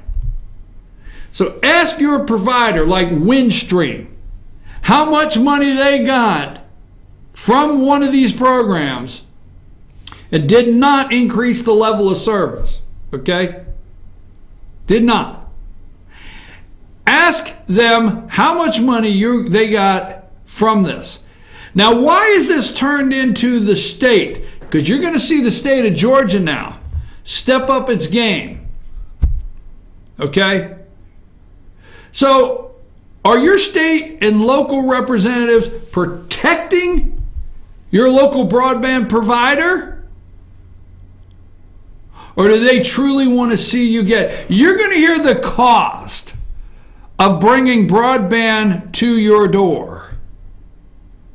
High speed. You're going to hear how much it costs. That's one thing. The other thing I want to talk about Daggone, this show's almost over. Rural hospitals, okay? The healthcare, Obamacare, what happens? Now, in Ellijay, we lost the North Georgia Medical Center, all right? It closed. Now, there's a such thing called a certificate of need, all right? You have to have a certificate of need, all right, to have a hospital. You can't just decide you're going to go open a hospital. Can't do it. You have to have a certificate of need. Now, North Georgia Medical Center, which I forget the name of the hospital, the parent company, they closed. Sunlink? Thank you, Len. All right. Sunlink Health, all right? They closed. Sunlink Health closed, all right? I mean, they didn't close. They closed the hospital. But they made a deal with Piedmont Physicians Care or whatever, Piedmont Hospital, all right? Now, Piedmont has a very good facility down in Jasper, Georgia. Piedmont Mountainside, I think it is. Nobody really ever complained about Piedmont's care services in Jasper. That was never the real issue. The issue was that Gilmer County would not have a hospital. All right. Now, early on, they were opening an emergency care facility. Piedmont was opening an emergency care facility. All right. They completely stayed away from the word hospital. But in order to have, I think, 10 overnight beds, possible of 10 overnight beds or overnight beds, if they needed to admit you immediately for some reason, there was the certificate of need. So you don't want that to go away. So here Sunlink's going to close the hospital, and when they close, they have the certificate of need. So once you get that, you're in ownership of it. All right? So it's almost like selling a territory. You have the rights to a territory. Just like a utility or something, you have the rights to a market once you have this certificate of need. Now, it turned out that what they had to do is Piedmont had to go through the complete channels and start all over an application process, I'll put it like that, to obtain their certificate of need from North Georgia Medical Center.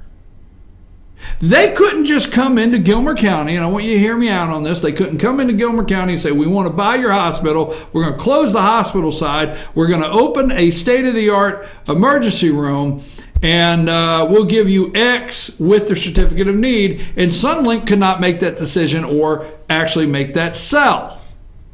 All right, that's my understanding. They had to reapply to the state for a certificate of need for here. It turned into being called, and the reason I'm going with this, it turned into be called now a micro hospital.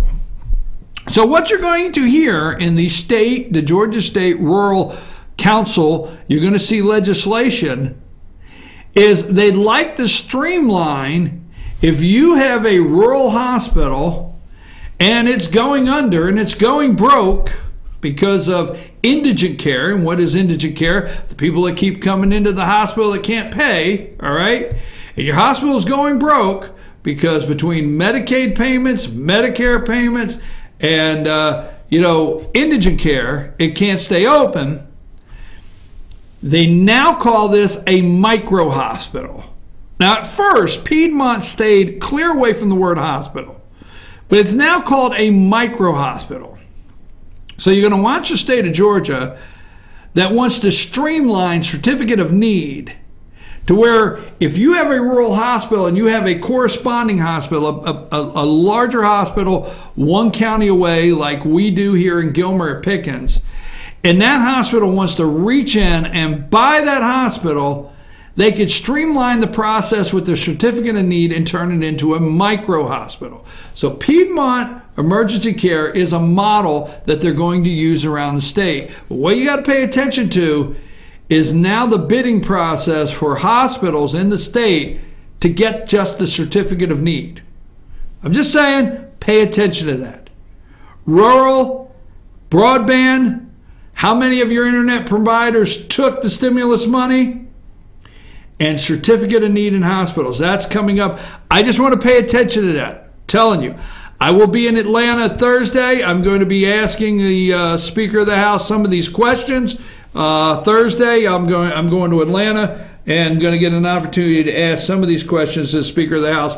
It's a great video. Might be boring to some, but if you go to the House of Representatives of the state of Georgia, you will see a button that says House Rural Development Council, and it is a 2-hour. The video says it's over 3 hours, but it includes a long break and everything like that. So it's approximately a 2-hour and 20-minute video that is worth it's worth it to me. I watched all 2 hours and 20 minutes. So okay, we'll come back. That's January 8th. One more thing on state. I know there's a lot of discussion. Hunter Hill, he's a great candidate. We will get into the governor candidates. The candidates for governor in the state of Georgia will get into those as the week goes on. But he retired, or he left office, did not complete his term. All right? Basically, I understand, for the reason of so he could collect money, he could fundraise and campaign while they're in session. So what you're going to see is a major push, okay? And don't take this wrong. If you have a candidate out there, and I'm not bringing up any names, that you want to support financially, you got to do it this week. You have to. There will be a major push for all candidates this week financially for fundraising, because when session starts Monday morning, the rules are they're not allowed to take any fundraising, do any fundraising events, and they're not allowed to campaign. They're not allowed to campaign. Now, they will be on the floor of the House and Senate, and they will come out to the microphones, and they will campaign in a way, because they'll be discussing legislation that's on the floor, so that's the way they'll get their campaigning out. But officially, they can't campaign, raise money, or do any fundraisers. So all of your candidates this week in the state of Georgia, they're pushing. And if you want to support one of them, that's up to you. You pick one out. But financially, they need it this week, because then they have to wait for session to end. And as soon as the session ends, that's when there's a mad dash for the primaries. I'm your host, BKP. We'll be back right after these messages. Lonnie, take us to break.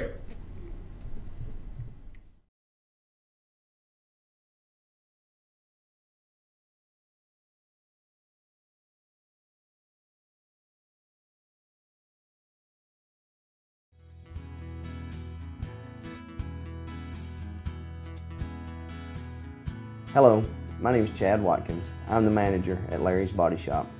We are a family-owned and operated business and have been serving the North Georgia area since 1978. We are located at 1216 Progress Road in LJ, Georgia. Our shop specializes in collision repair, and we work with all major insurance companies. Larry's Body Shop is ICAR Gold, the highest role of training recognized by the collision repair industry. It is estimated that only 10% of collision shops meet these standards. Our shop consists of state-of-the-art equipment such as laser measurement system, down-drive spray booth, spot and MIG welding equipment. All of our paints are mixed on-site so that we can guarantee your paint to match every time. I know that having an accident can be a stressful event. We take pride in making sure our customers are satisfied with the repair of their vehicles. Our waiting area is clean and comfortable with free Wi-Fi and refreshing beverages. So if you're in an accident, stop by and see us at Larry's Body Shop. Circuit World, brand name merchandise at unbelievably low prices. Furniture, appliances, and electronics. Circuit World is locally owned and operated, serving the tri-state area. Circuit World has highly trained professionals to help. Visit your hometown Circuit World today. 3 locations in Georgia: LJ, Blue Ridge, and Blairsville, Franklin, and Murphy, North Carolina. No credit checks, so let Circuit World deliver to you today.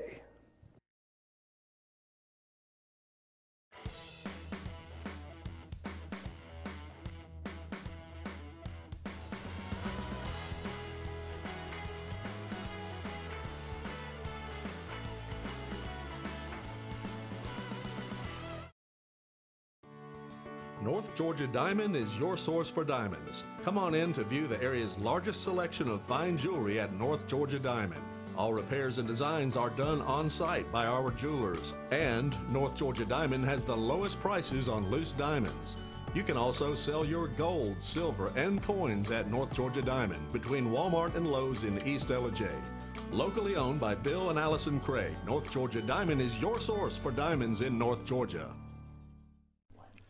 In 1981, Reed Nicholson began selling tires out of an old barn in Mineral Bluff. Little did he know that he had just laid the groundwork for the most trusted names in automotive services in the Blue Ridge area. In 1997, Nicholson Tire Center became what it is today, holding the same values of faith, family, and great customer service. 2 locations to serve you, and the Blue Ridge location is currently expanding to offer fast service and the largest U-Haul provider in Georgia. Nicholson Tire Center, Blue Ridge, and Mineral Bluff.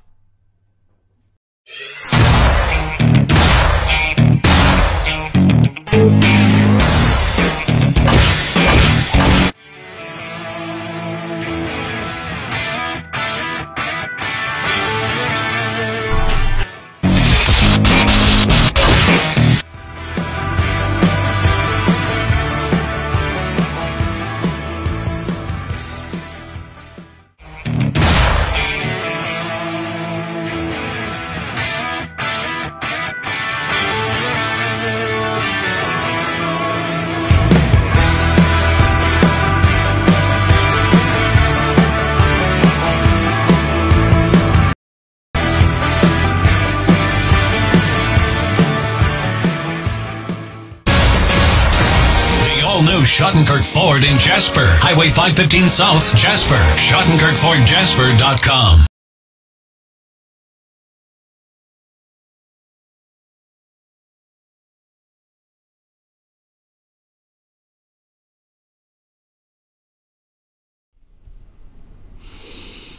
And we're back. We're back. I'm your host, BKP. Good morning from the office. North Georgia's only live online morning show. We are looking at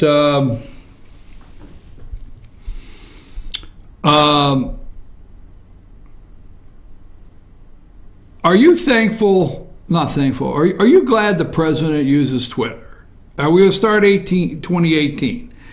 And we have 9 minutes ago, the failing New York Times has a new publisher, A.J. Schlossberger. Congratulations. Here is a last chance for the Times to fulfill the vision of its founders, Adolph Arch, to give the news impartially without fear or favor, regardless of party, whatever interest, so on. 36 minutes ago, the President of the United States tweeted out, since taking office, I have been very strict on commercial aviation. Good news, it was just reported that there was 0 deaths in 2017, the best and safest year on record. And 41 minutes ago, he's been very busy this morning. Let's look at the last couple hours. 41 minutes ago, sanctions and other pressures are beginning to have a big impact on North Korea. Soldiers are dangerously fleeing to the South Korea. Rocket Man now wants to talk to South Korea for the first time. Perhaps that's good news. Perhaps not. We'll see. That's North Korea update. Companies are giving big bonuses to their workers because of the tax cut bill. Really great. All right.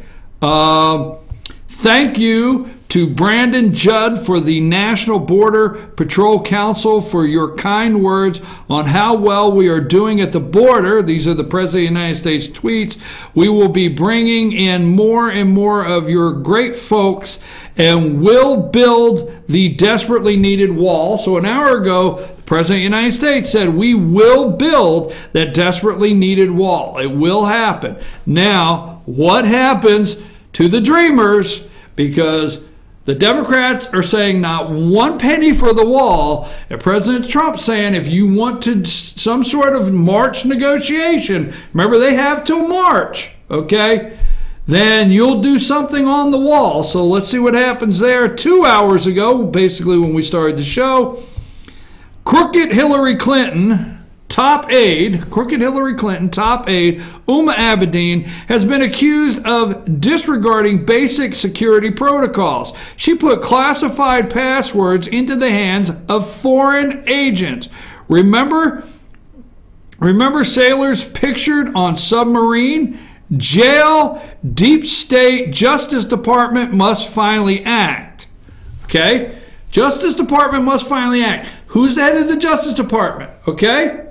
Jeff Sessions.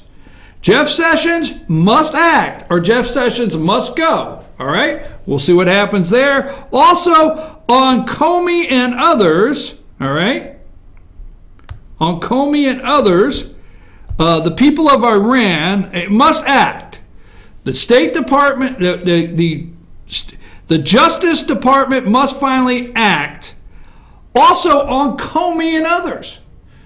So he is calling out this morning to start 2018, the first business day of the year, January 2nd, for the Department of Justice to act now.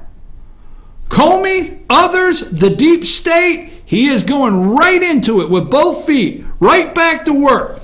The people of Iran, 2 hours ago, the people of Iran are finally acting against the brutal and corrupt Iranian regime. All of the money that President Obama so foolishly gave them went to terrorism and their pockets. The people have little food, big inflation, and no human rights. The U.S. is watching. He's exactly right. They don't want Twitter. They don't want Twitter for this reason right here. They do not want you and I to hear the truth, and we have a president that is telling us the truth.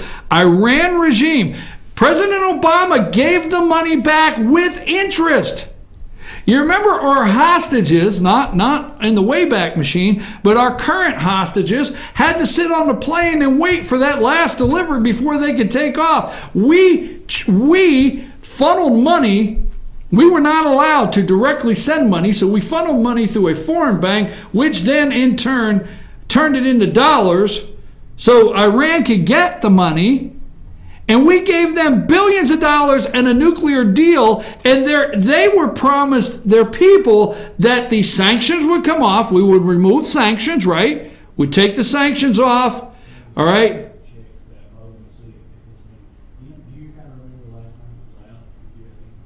We remove sanctions, okay? All right? We remove sanctions, and then on top of that, we would, after we remove the sanctions, all right, the money we gave them back and their nuclear program, the people would do well, all right? But they're not. Iran is not taking care of their people, all right? So the world is watching, and Obama foolishly made this deal, and the Iranian deal is up. So that is everything that's taken place with the President of the United States. We know this morning that their protest over there, the Arab Spring, the mess that was left over there, the Arab Spring, all right, and we know what's going on there. Trying to think of what else I want to make sure. Pakistan, which we're not leaving we're not going to send them millions and millions of dollars. So we're here in 2018 to keep an eye on these things. And we know that it's time for the Department of Justice to act. All right? It's time to act. California, put the picture up of California sanctuary state. All right? California, these are signs throughout the state of California. No, not sanctuary state. Welcome to, all right, sanctuary state. So we have sanctuary cities, we have sanctuary campuses, we got sanctuary states, all right? This is somewhat, and we'll talk about it tomorrow, this is almost like a succession from the country, actually, right here. And then California now, let's go with the pot. What's the the picture you just had. All right. There you go. In California, it is open for business. You can go in and you actually can go through there and pick out the weed you want. My understanding is legal to grow marijuana in California, sell marijuana, cultivate, whatever you do with marijuana. It's legal to do it in California, okay, one right after another. So we're going to see what happens with that. The border wall, DACA, all right, the Dreamers. No money for the wall, no help with the Dreamers. The only thing I want to leave you with this year or this month will be President Donald Trump, and watch what happens. Okay, let's pay attention to this. This will be President Donald Trump's very first State of the Union address. Okay, this will be his very first State of the Union address. Okay. That's coming up. We're going to watch how many people sit on their hands, how many Democrats sit, no applause at all, how many Republicans sit also at certain things with no applause. We're going to watch that. And what do you say? No money, no wall, the Dreamers. You have to get ready, folks. I'm going to tell you what you got to get ready for. You're going to have to get ready for an immigration deal that I don't think you're going to like. Okay? President Donald Trump believes in solving things. President Donald Trump is going to see that we've gone so far, there's no real way to return, okay, in some areas. And you're not going to, I'm not saying it's okay, but you're going to see some things change. And you're going to see an immigration plan that you may not like. And will you be okay if he makes an immigration deal that has something that smells, looks, or tastes a little like amnesty if there's money for a wall on our southern border? Just saying. I'm your host, BKP. Good morning from the office, North Georgia's only live online morning show. It's great to be back here Tuesday, January 2nd, 2018. We'll see you tomorrow morning at 8 a.m. And we won't talk as much football, we promise. We just had to today. Take us out of here, Lottie. Go Dogs, right? Go Dogs.